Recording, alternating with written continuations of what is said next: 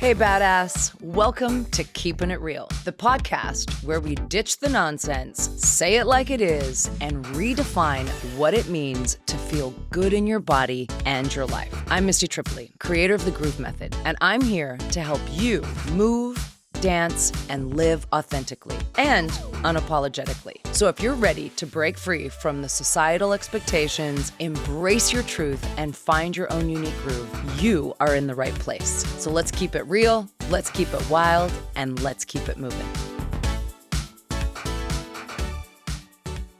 Where were we? Oh yeah, I had to hire my sister. I could pay her like $200 a week. And then all of these people, because I had no money. My first core team of master trainers actually worked for free for a couple of years for me. They believed in it that much that they actually were like, we'll just do it. They literally got nothing, but they were so devoted and so dedicated. Thank God I can pay their salaries now. Ha! But yeah, they devoted. These are amazing human beings, and you'll eventually get to meet them through this whole series of what I do. And yeah, this amazing team of people that's behind the Groove Method and the World Groove Movement. So another thing that happened, so all these things that are simultaneously happening.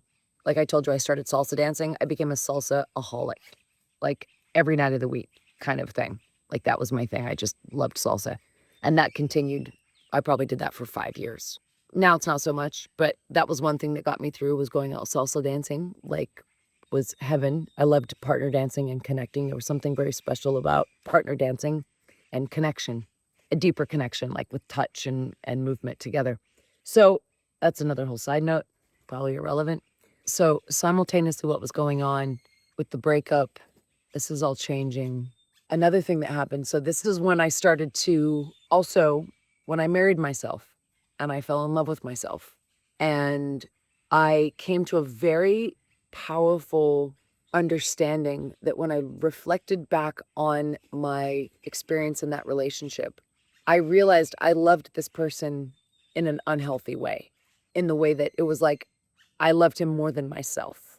I was more concerned about making him happy every day. It was like my life, and he didn't ask for that. It was just like I just loved him so much that his needs always came before mine. I just wanted him to be happy, you know. So when we split up and I had this shift again in my consciousness to get me out of it, thinking that I was so spiritual and I was so aware and conscious and just fucking getting sideswiped and just, humbled again that, there's more to learn. So what really helped me with that also is a book called Who Would You Be Without Your Story by Byron Katie. I started doing the work by Byron Katie and really asking myself really big questions about what I tell myself and what I'm saying to myself and the lies I tell myself. And what, him cheating on me, what that meant. It meant I'm not lovable. It meant I'm not beautiful, all these things. And I had to ask myself if that was really true. And doing the work really altered me a lot. And then I finally realized that I will not enter into another relationship until I've learned to love myself at the same level I loved this other person. Like whatever I want, whatever I need, whatever makes me feel good, like it's my full-time job. And I decided I was going to marry myself. I put a ring on my finger. I had a ceremony. I was like, till death do us part, honey. I'm going to take care of you. I'm going to honor you. I'm going to do what I can to make you happy. In sickness and health, I'm there for you. And so that started a 3-year literal love affair with myself, dating myself. This is where salsa came in. I would take myself out dancing every night and dance with multiple men and have just the most wonderful time and go home and just, I don't want a relationship. Mama's learning how to take care of mama and feel good and do the things that make me happy. And I was devoted to it and super clear. No relationship. Like, no fucking way. Like, I got to learn about myself first because I'm just going to do the same stupid shit again. Like, I'm not.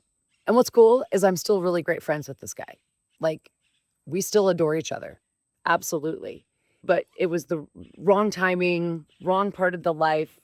And now we're different people, but we still really love and admire each other for who we are. Like, we actually had a really great relationship, weirdly enough. Like, it was lovely. We really enjoyed each other. And that's why it hurt so bad. Because I was like, oh my God, this guy's so young, but yet this is so right and so delicious. I feel so heard and so seen. And yeah, he would sit and listen to me for hours. He had no problem just asking me deep questions, and it was lovely. Really had a great time together.